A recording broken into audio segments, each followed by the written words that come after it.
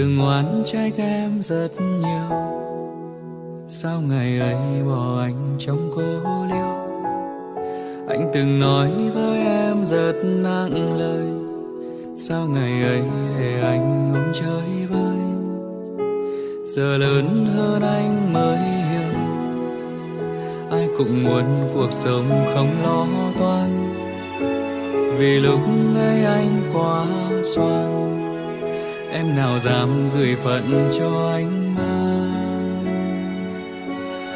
Sai lầm lớn nhất anh mang trong cuộc đời là đánh mất em khi ta tuổi đôi mươi, là muốn ấp ôm em theo cả cuộc đời mà bản thân anh còn chưa lo được nỗi.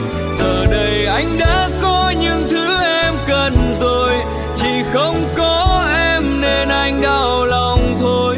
Người không dám tin tương lai anh thay đổi, giờ theo bước anh em sẽ đớn đau cuộc đời.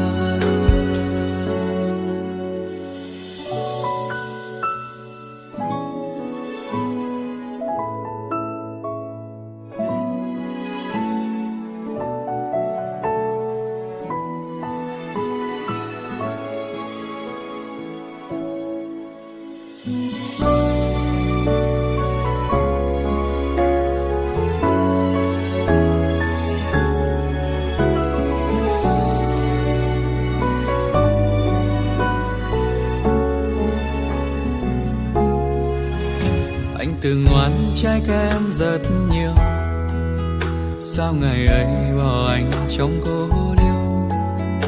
Anh từng nói với em rất nặng lời, sao ngày ấy để anh ôm chơi vơi.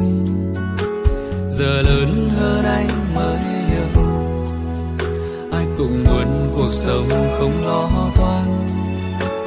Vì lúc ấy anh quá xoan, em nào dám gửi phận cho anh mang. Sai lầm lớn nhất anh mang trong cuộc đời là đánh mất em khi ta tuổi đôi mươi, là muốn ấp ôm em theo cả cuộc đời mà bản thân anh còn chưa lo được nỗi. Giờ đây anh đã có những thứ em cần rồi, chỉ không có em nên anh đau lòng thôi.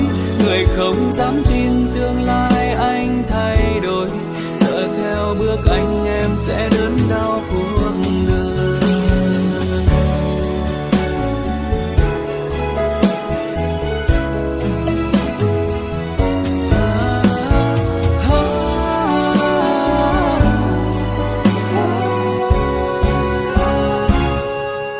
Sai lầm lớn nhất anh mang trong cuộc đời là đánh mất em khi ta tuổi đôi mươi, là muốn ấp ôm em theo cả cuộc đời mà bản thân anh còn chưa lo được nỗi.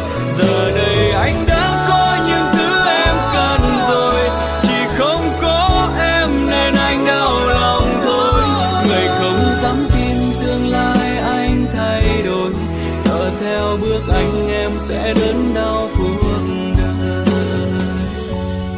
Người không dám tin tương lai anh thay đổi, sợ theo bước anh em sẽ đớn đau cuộc đời.